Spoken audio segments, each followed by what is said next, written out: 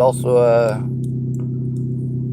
a predator of Natalie Bollinger's and Alicia Bollinger's, and may have human trafficked a underage girl from Colorado to Texas.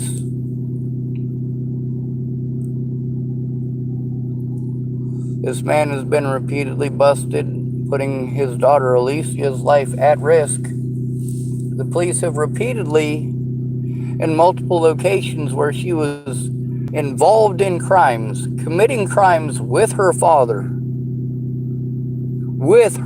and they let her go.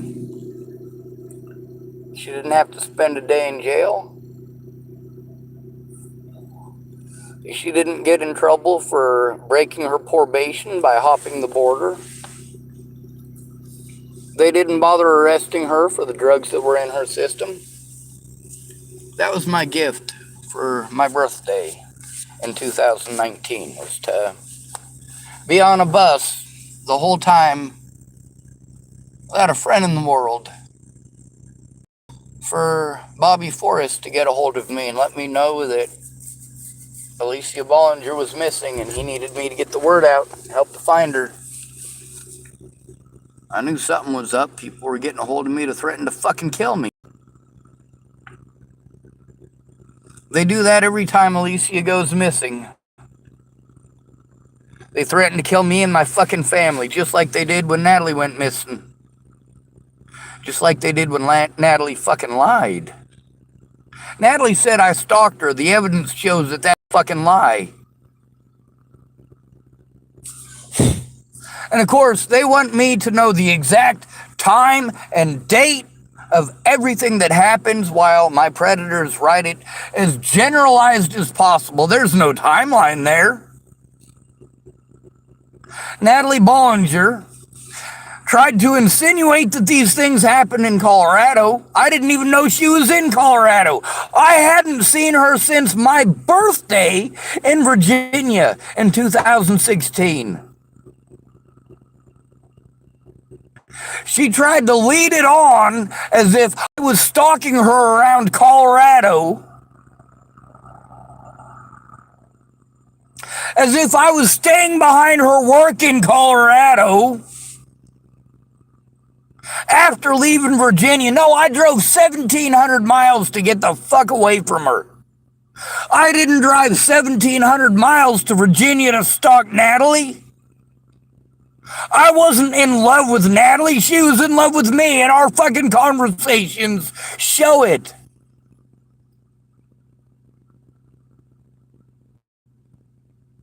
Our conversations also show that she was fucking suicidal.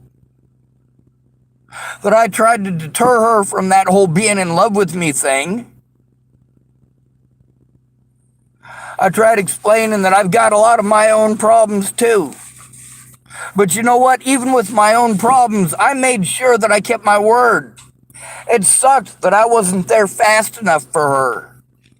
And that she tried to fucking commit suicide over her fucking family.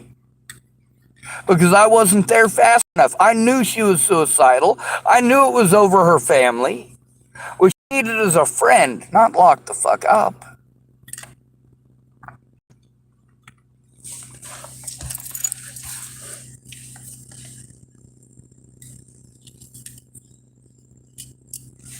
I got a lot of evidence of the crimes against me, and evidence that, of course, there were witnesses. I have recordings with the actual witnesses talking about these things. I have the actual conversations with the police officers recorded.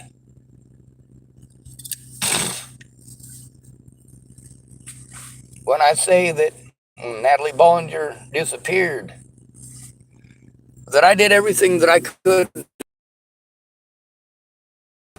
on the 23rd of December of 2017. One of the many occasions where I begged people to kill me. Natalie Bollinger didn't understand that her little white lie could have such an impact.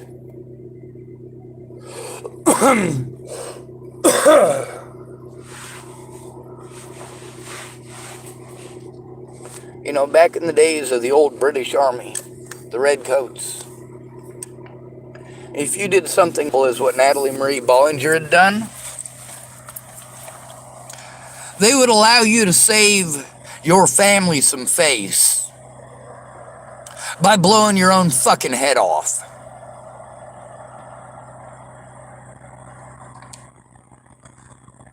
Natalie couldn't bring herself to do it, just like I couldn't bring myself to kill myself.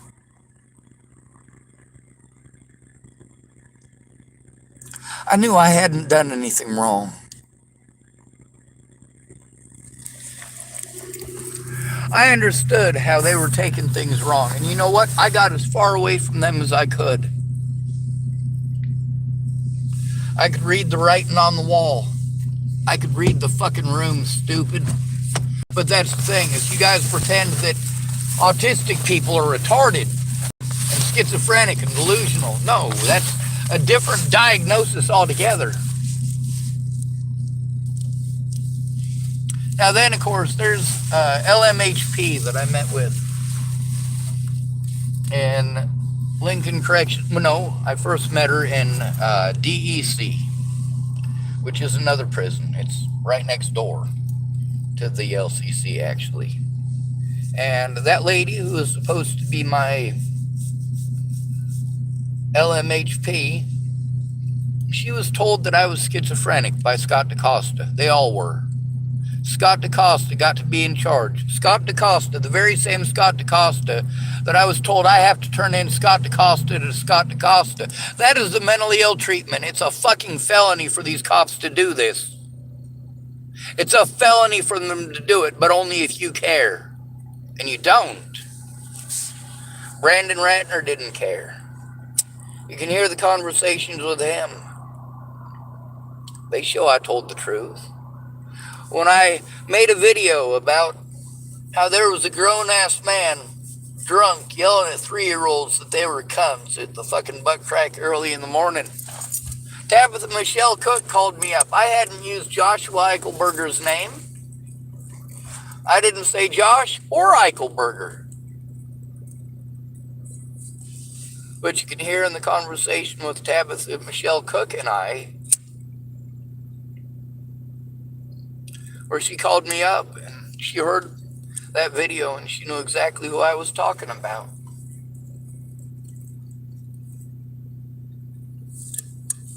Then there's a situation with people that promised me that they were going to help me, claimed they were going to represent me. They're not lawyers. They're not in the state of Colorado.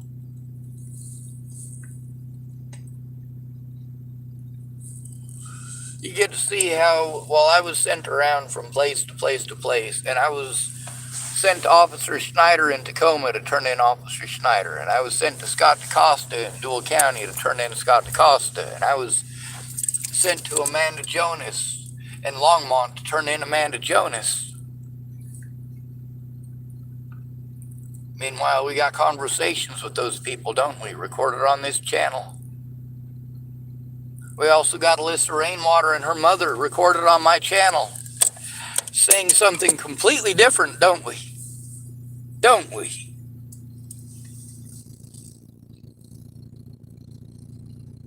So I was sent to a police officer named Amanda Jonas in Longmont, and one of her partners that day was an Officer Burke, who was supposed to have been an investigator, who was supposed to have called me on his investigation of the harassment and stalking against Natalie Bollinger. Well, he never called me. And now here he is in a completely different jurisdiction. I didn't find out that he was involved in the Natalie case until far later, after I was arrested. And of course, Amanda Jonas did not record that. And I did record everything that I could. But when you're in a place where they take away your electronics so that you can't record, and then they turn off their body cameras so they're not recording, it's horrible.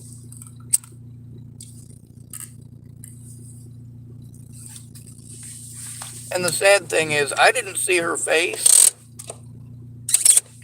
so I didn't know that the officer that I was meeting with, that I was supposed to be meeting with to turn in the crimes against me, that I had literally had to commit crimes in order to get this to happen. That's right, I literally had to commit crimes and immediately admit to them on the internet and explain why. Not only that, I had to threaten the President of the United States in the hopes that that would force these people to do their jobs. Force them to look at some fucking evidence. You know how desperate you have to be to risk a mandatory 20-year sentence in prison?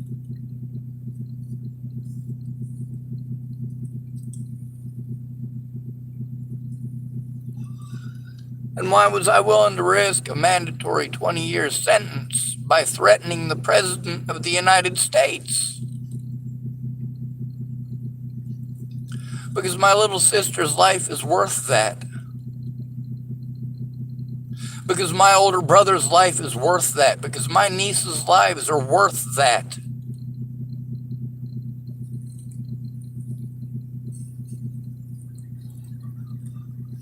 Well, people tell me that they can't do nothing because of their families and them being afraid for their families. Well, imagine that. That's okay for you, but me being afraid for my family, that's not allowed. I'm being selfish if I think about my family. I'm being selfish if I ask Natalie Bollinger to call off the dogs when they're threatening to kill my friends and family. And you guys call that stalking. When people are actually assaulting me because she pretends that I might.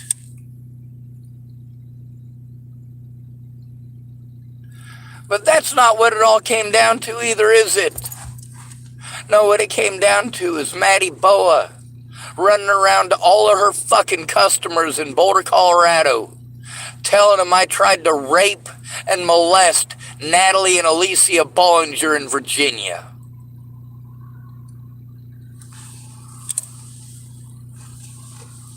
Now, y'all have heard me call my older brother a bitch. My older brother makes claims. Well, you know what? Give me some names. Who?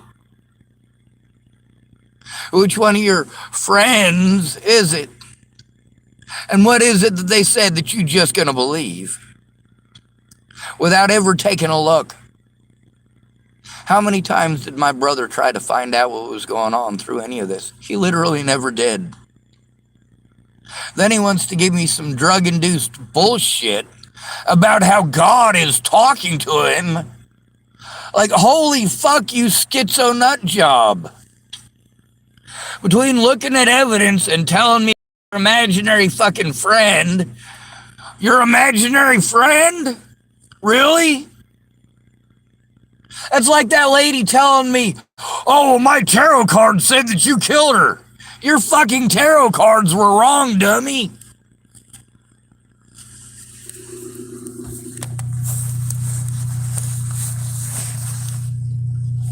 Jesus fucking Christ.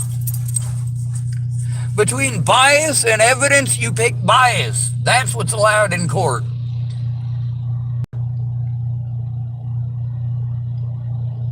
Between fantasy witchcraft and science, you choose fantasy fucking witchcraft.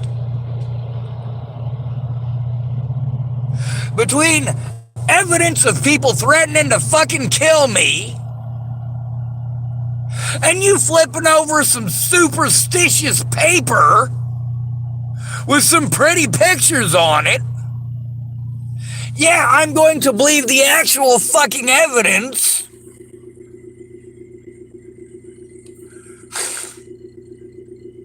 Holy hell. You know, the whole time Brandon Edward Jepson was telling me what a good Christian he is, He's also playing around with tarot cards, and he actually believes in this shit, right? So that's the weird part for me. And of course, he's into tarot cards because Brooke Beardsley is telling him, oh, well, this is not satanic, but his religion, the Assembly of God, teaches him that it is. Now he's a good Christian and a good Wiccan, serving two masters. That's a little strange to me. I don't think that's the way it's supposed to work. But sure, you can be Christian and Wiccan at the same time. You can believe in Jesus and worship Jesus and be a Satanist at the same time. Yes, you can be a Christian and a Satanist at the same time if you've got multiple personalities. All right.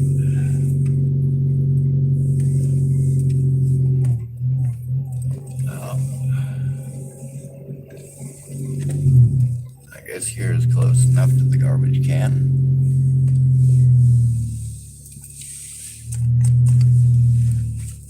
The conversations with Brandon Ratner show that Brandon Ratner did, in fact, take part in the story in the ways that I said that he did.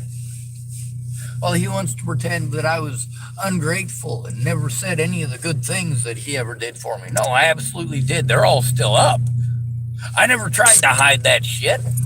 I never tried to pretend that it didn't happen. The cops did. Now, when I repeat what the cops said and you don't fucking like it, well, you were fine with letting the cops get away with it, and you're still fine with letting the cops get away with it. And yes, after 6 years of this, 6 years of trying, yes, your testimony is still valid because it does show cause and effect. The fact that the cops did not bother to make an investigation at any point in time about any of the crimes against me, did not bother to even attempt to talk to any of the witnesses, that really goes to say something, doesn't it?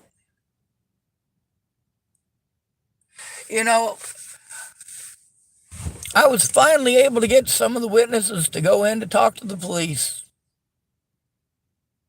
Laura Nelson was too afraid of Sean Holloway to actually speak.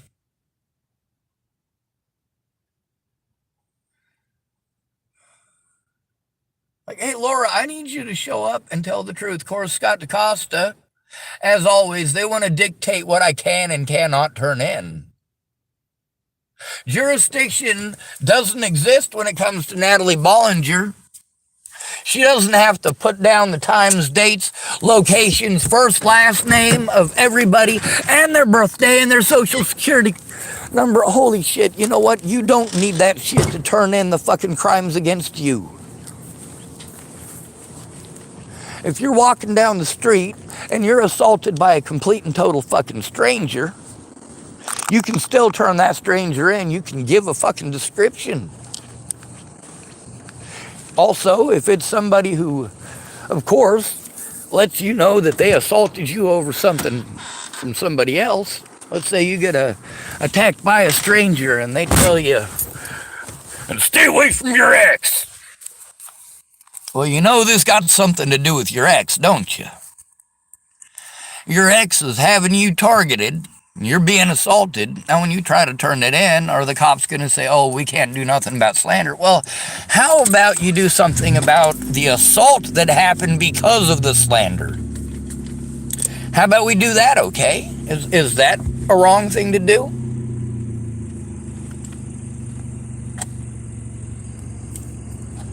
With these people, I asked them to tell the truth. These people who claimed that they would help me, who had claimed that they would help me, not only that, but in the way that I needed. And that was the most important part. In the way that I needed. If you got scurvy, you don't need to gargle with salt water. And drinking salt water is not going to help you. So, of course, you're sick because you got scurvy. And part of that includes a sore throat. So, of course, you go to somebody who's uneducated and they want to play fucking doctor.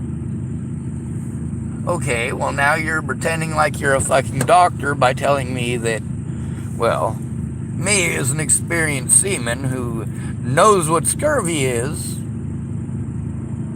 and you happen to have some oranges,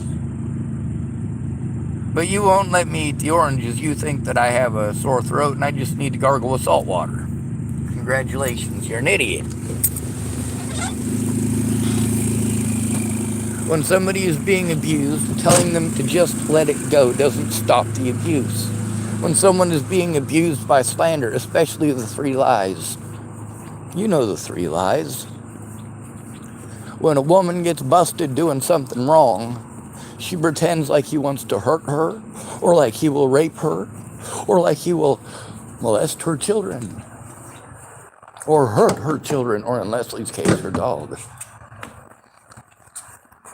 I had to be afraid that Leslie Snell, being the fucking creepy-ass goddamn psycho that she is, committing multiple felonies to assist Scott DaCosta in getting away with his crimes, threatening, harassing, and intimidating me, and attempting to give out my phone number because she was angry about something that's not illegal. It's not illegal to record 911 calls. You know why I have to record everything? With Sammy Leon Lawrence IV. He had help getting the body camera evidence. Nobody helped me. Instead, they looked the other way, allowed it to happen, and helped to sell a narrative that they knew to be false.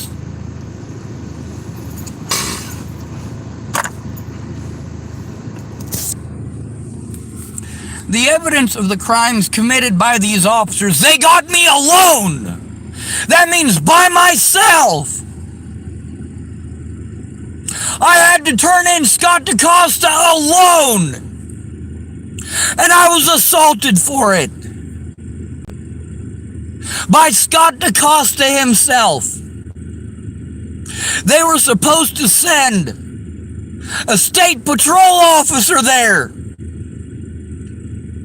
And they did, and that state patrol officer, one of them was Bill Burr, who had assisted Scott DaCosta in getting away with his felonies before, claiming that he had turned it in to Investigator Woods and Amanda Jonas, and that they were supposed to have called me.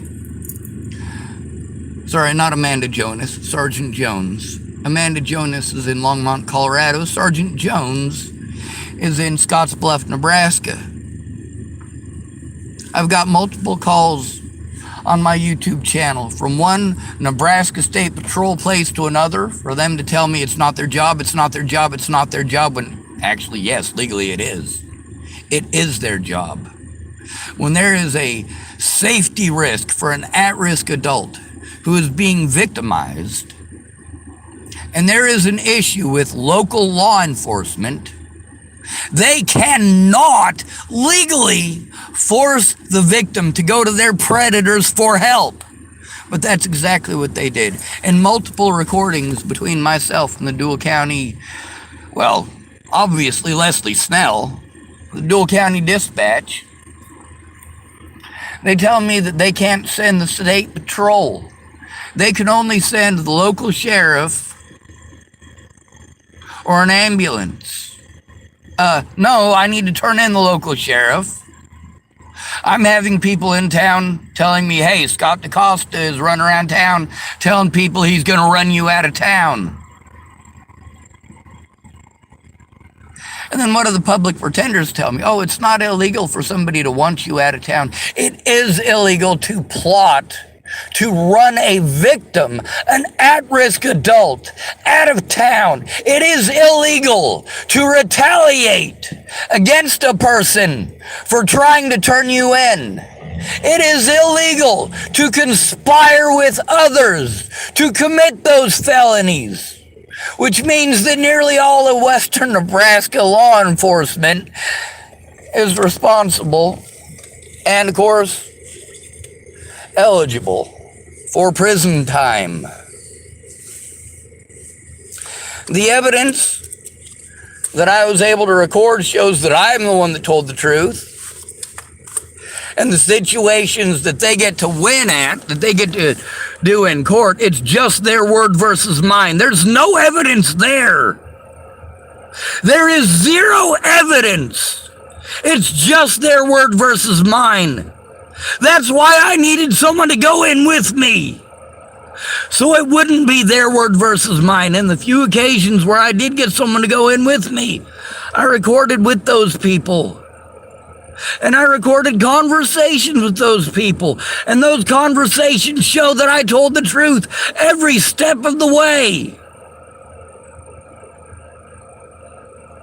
Why would I tell the truth every step of the way about all of these other things that happened, but magically lie about what happened while I was incarcerated?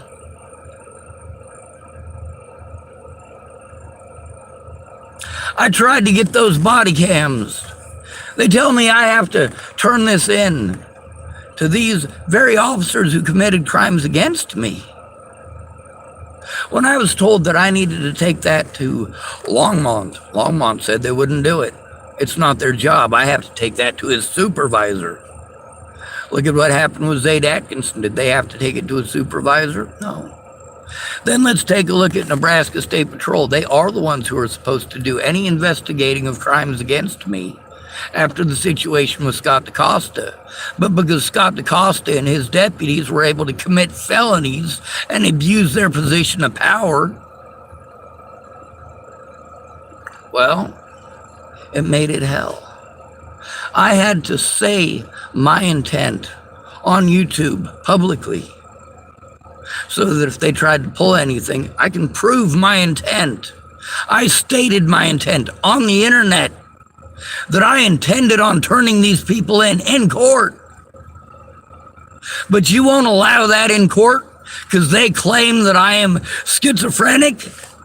Scott DaCosta cannot diagnose me as schizophrenic. Marcia Estrada could, and she didn't. She stated loud and clear that I'm not. And the conversations with Marcia Estrada are on my YouTube channel. There's a whole bunch more too.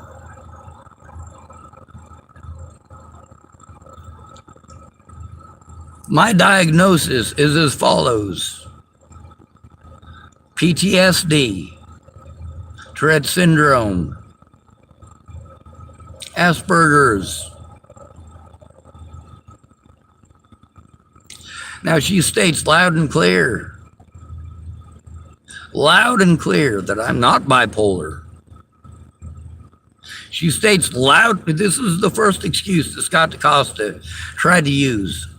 Now, when he tried using this, I talked about what an idiot he was, because if it had been Boulder, Colorado, they would have been smart enough to know that they got to call me schizophrenic, not bipolar.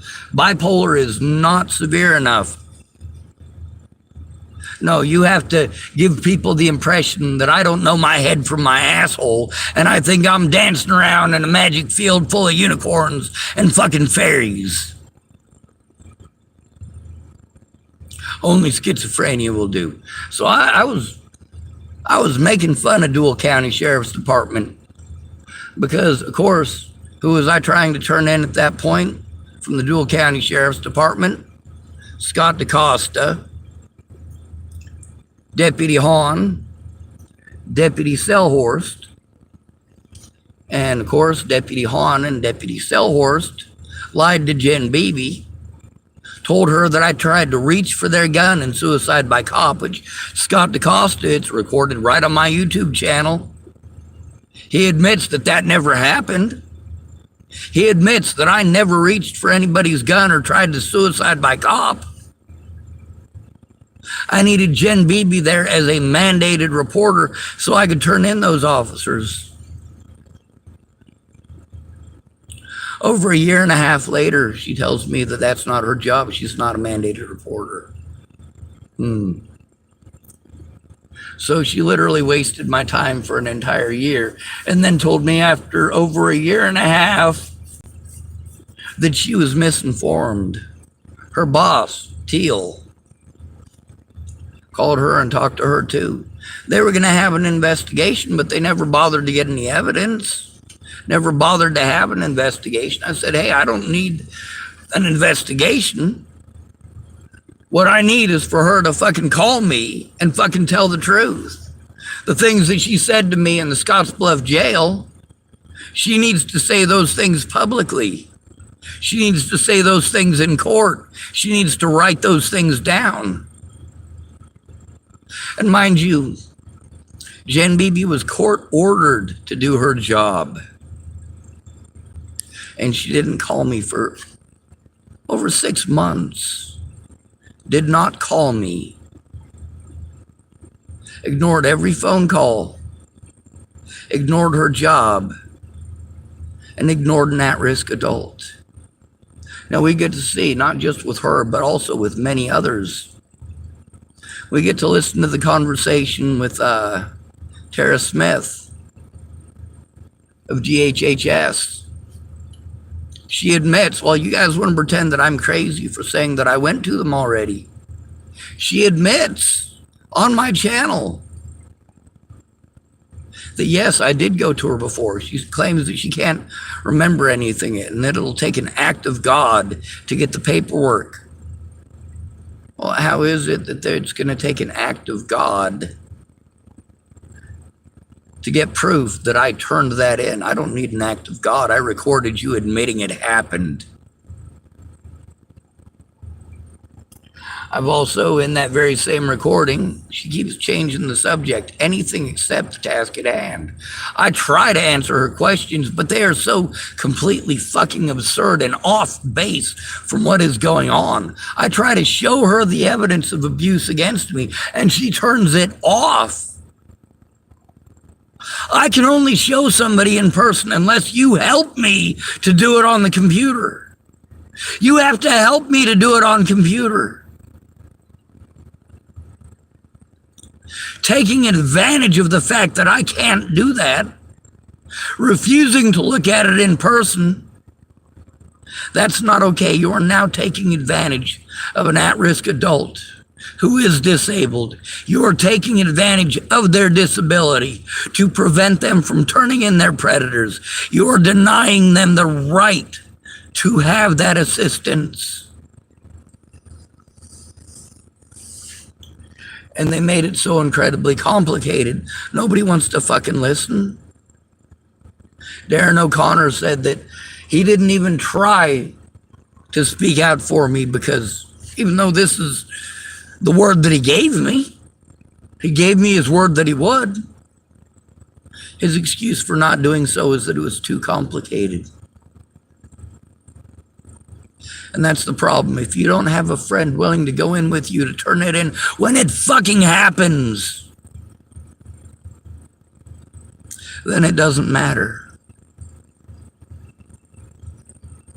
Your predators in law enforcement get to be predatory. They're far less likely to be predatory if someone goes in with you. But who went in with me? Nobody. Nobody. At the very beginning, it was just me. When someone finally did try to speak up and did try to do something, it was Molly Smith. And we had to go to one of my predators, Jared Hahn. She claimed that he would help, and then he didn't. He didn't do anything to help. Now, of course, I'm told that I have to go to the jurisdiction where my predators are to turn them in. When I try to do that, they tell me it's not their job. They tell me I need to turn it in where I'm at.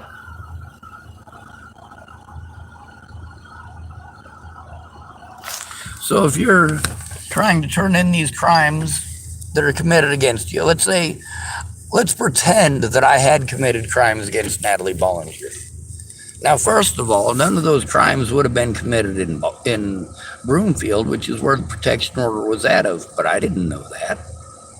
I thought she still lived in fucking Virginia. I was pissed because I'd been trying to get a court date. And of course, there's always some excuse why I can't, including jurisdiction. But she was able to get one all the way from Virginia. off of lies, and I wasn't allowed or even notified that I had a fucking court date. Yeah, I was fucking pissed. And Jeff Ritter was supposed to help me. I just had to wait until after the 1st because they were on winter break. And while they were on winter break, Natalie went out and had Joseph Michael Lopez blow her brains out. Good girl. Between bringing dishonor upon your family and having your head blown off, your family was dishonorable and you should have survived. It's them who should have had their heads blown off. And so many people tell me that.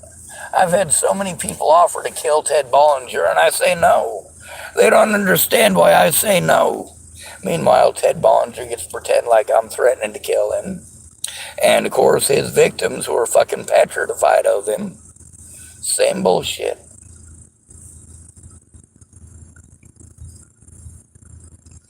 Natalie's family were her predators. And mine as well. My family weren't predatory towards the Bollingers. My family was predatory just towards me. So I got 2 predatory families after me, pulling their bullshit. Natalie only had to deal with one of them. Thank goodness she didn't have to deal with the Brunses or the Schwartzes, because she'd have for surely grown the fortitude it takes to blow your own damn head off if she did.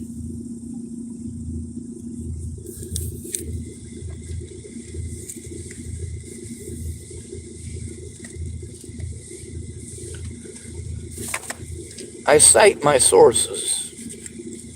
I'll tell you exactly the name of who told me. Either they come forward on their own or I'll do it. With Jaron Snell wanting to make claims that I have done some horrible thing, well, Jaron Snell is going to have to prove it, and Leslie Snell is going to have to prove it. Now, here's the thing, is that Joan Hanson already knew that I needed a change of venue. She already knew that I wasn't going to get a fair day in court because she had already assisted Sheriff Scott DaCosta in getting away with his crimes. Already. She had already assisted Leslie Snell in getting away with her crimes. Just as Polly Olson had assisted those predators with getting away with their crimes. Chapel's a town of 500. All these people are friends. Because of the situation with Polly Olson and the situation with Joan Hanson, that also means that I can't go to Ken Fornander. That's right. Ken Fornander works in that building too. There were multiple multiple people in the room when I was speaking with Sean Holloway about an update on the evidence and why they hadn't arrested Robert Warnick yet. There's also the conversations in the vehicles that we had after I was arrested, and they were fucking playing victim and playing stupid. I told him, hey, don't protect Scott DaCosta or your ass is going to prison too. Do your jobs.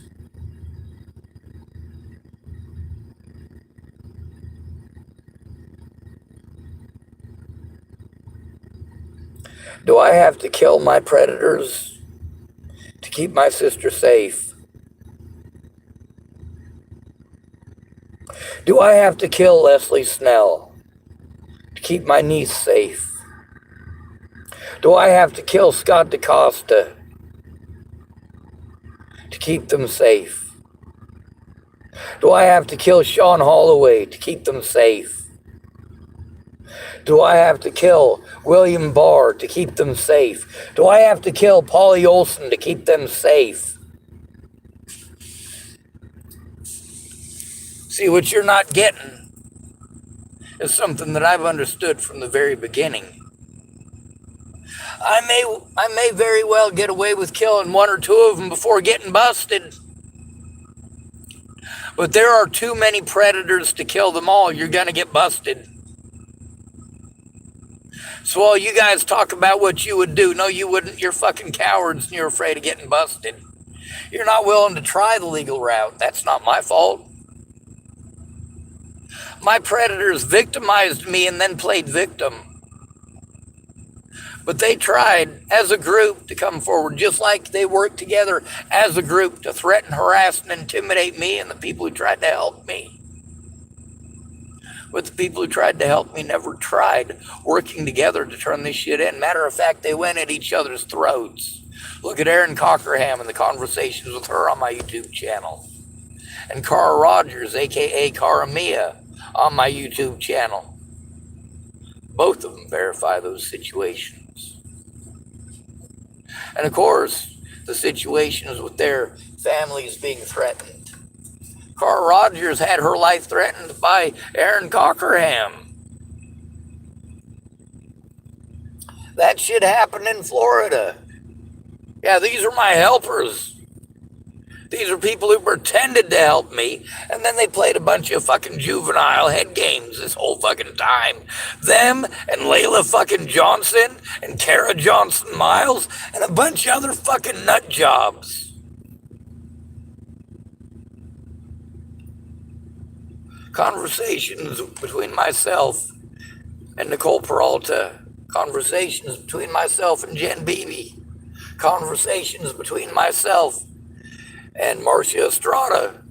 Conversations between myself and Kayla Trujillo. Conversations between myself and Brandon Ratner. Conversations between myself and my little sister. Conversations between myself and Marcia Estrada on my YouTube channel for all of you to view.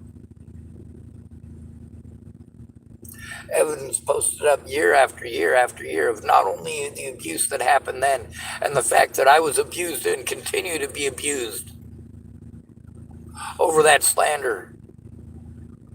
Not only did I show evidence that it is slander, I have repeatedly shown evidence of repeated abuse, repeated and ongoing abuse and neglect by the people I'm told to go to. Every one of these agencies telling me it's another agency's job, for that other agency to tell me it's not their job. And meanwhile, they're not going to say that in front of this other agency that sent me to them, which is what I'm asking them to do. If you're going to tell me Nebraska Medicaid, the lady there, Miss Prince, if she's going to tell me that the people here at the Office for the Aging and the Disabled can do it because it's nationwide, and I go in there like I did, and I record it like I did, and they tell me a different story like they did, but then again, I also had to go in there alone, didn't I? Was it the same lady who was there before? Who was there when Kara went in with me? Meanwhile, none of this is to turn in my predators. None of this is to turn in the crimes against me. This is just to try to get me an advocate. An advocate is supposed to be there so that if you're being abused, you can't just be brushed off because somebody called you mentally ill. If you're schizophrenic and you're raped, you're still a victim of rape, and you should have the right to turn in your predator. Instead of having it just assumed that it's a schizophrenic meltdown or a schizophrenic episode or a delusion. Being made a target the way that I was resulted in the general public attacking my character and attacking my evidence, attacking my friends, and attacking people who tried to help me.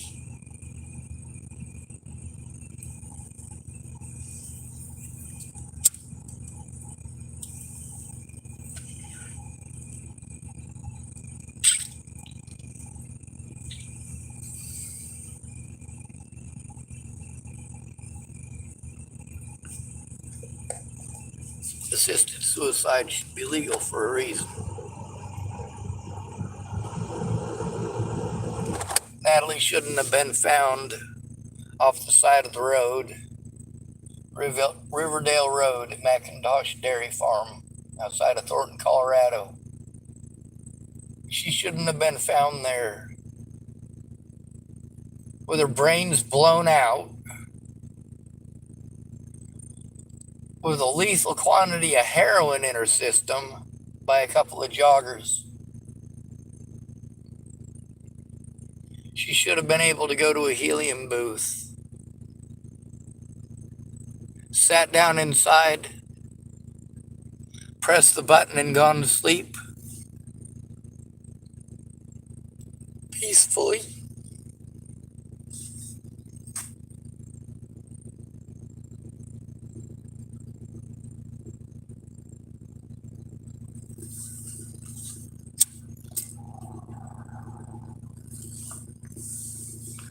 There's no honor in fighting for the wrong side.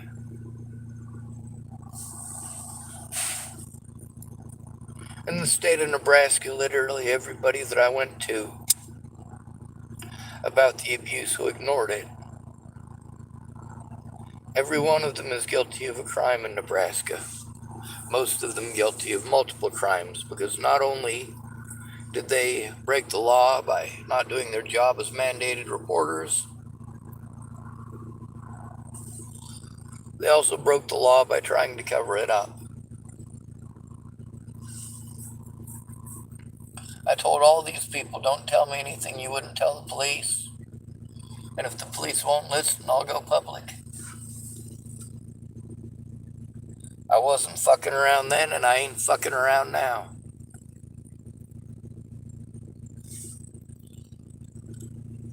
Yes, I absolutely do blame the people who were here in the Fred Myers parking lot that night when Molly was pulling that bullshit. I do blame them for not turning it in that night, for not even trying. Yes, I do blame them for that, because that happened. They saw that happening and heard that happening and didn't try to help turn it in at all. Now afterwards they said that they were going to and haven't been able to. And of course that's not my fault. But also they're not bad people for the things that have happened between now and then. Although on that night they could have helped me to turn it in. They can't help me to turn it in if they have to take kids to doctor's appointments. If they got to go to a neurologist because, well, obviously there are some major issues, major health issues that are life-threatening. That is absolutely, completely understandable. But of course, when that's the situation with you and the reason you weren't able to help, and the cops just claim that I wasn't trying to get help, well, then your words are important. Your words are the difference between getting justice and those officers doing the same thing to somebody else. And next time it could be you or your kids. And the way that they're playing the mentally ill tag to get away with the crimes that they're committing. If your kid is schizophrenic, they're going to do that to your fucking kid too if they get the chance. I gotta worry that Scott could be targeted, or his parents could be targeted, or his brother or his sister, or Leela. And that's not okay. You know, I remember when Mobley headbutted Brianna Hernandez Cordona. I lost my virginity to her. 19 at the time. Well,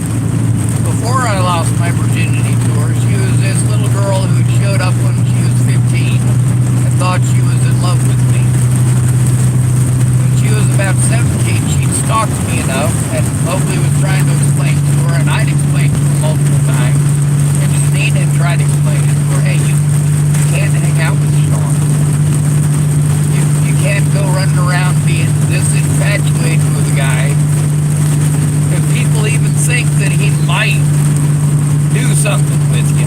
He could go to fucking prison, free. But she wasn't hearing it. She was in love with me. I gotta get over into the next lane. This guy here. He's just driving kind of erratic. I mean, he was coming up right on my ass, and then when I slow down so that he's not right on my ass, he's staying in the lane, almost like he's trying to race me at fucking whatever time important it is. So I slowed down and let him pass, and then he slows down. Like, dude, I want to get into that lane. It's going to be easier to do it here so that I can turn where I need to. I'm sure the guy wasn't trying to do something insulting or mean. It's just, it's an aggravation. And obviously I'm not road raging it. I'm not trying to pull out an AR-15 or an M16 or a rocket launcher or a bazooka or a fucking Colt 45 or a fucking pocket nuke or any sort of fucking craziness or weaponry or fucking delusion.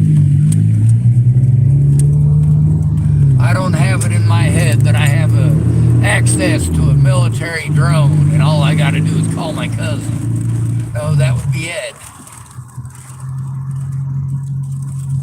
That's my sister's friend. He is schizophrenic and he does have delusions.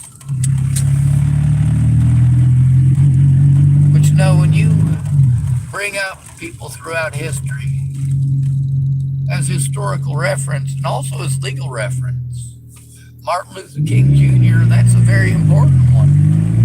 A very important comparison to be made. But then when people want to say, oh, well, you can't compare yourself with him.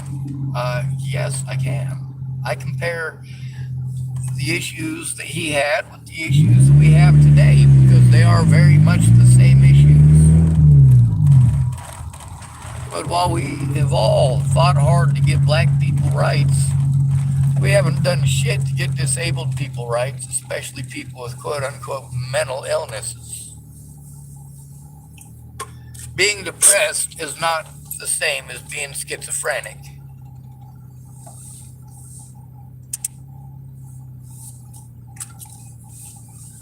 But depression is a mental illness. Multiple personalities is kind of in the same range. It's there along with being delusional, getting dementia. It's a situation where your brain separates from reality. And boy, oh boy, do you like letting your imaginations go out on a tangent. There's a lot of people that come across as decently sane that later on showed me how incredibly fucking nuts they are. One lady, I didn't find out that she was a delusional schizophrenic until after I had helped her get her daughter back. I want you to think about how scary that is for me.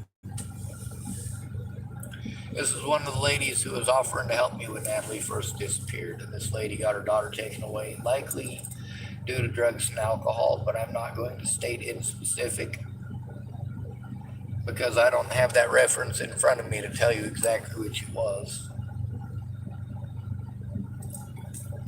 There's another lady who offered to help me, and she swore up and down that she was gonna, but then she ended up with a lot of her own issues. Then she completely flipped her shit. She's like, oh, I was never gonna help you. Fuck you and all you did to Natalie and blah, blah, blah. I'm like, motherfuckers. Got enough of them. We got a lot of Bobby Forrest types. If you look at the name Bobby Forrest and you look up Natalie Marie Bollinger, you'll find Natalie Marie Bollinger's last public post. You can scroll all the way up to the top, and I'm sorry, but there's almost 3,000 comments now. A lot of them later on is me showing evidence that these people's slander is slander, but they won't look at it. They won't listen to it. They're busy trying to claim that I'm stalking a dead girl. You can't stalk a dead person, dummy. Unless you're trying to find their grave. I would very much like to visit Natalie Bollinger's grave.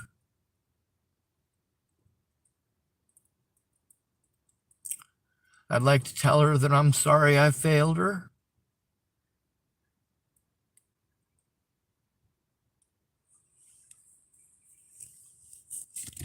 We were going to do good things together.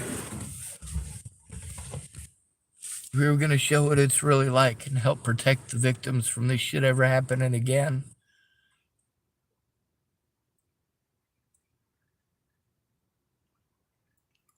We also had a plan for if I was bullied into suicide or killed for speaking up. She was going to speak up. She was going to be our voice. And now she's dead.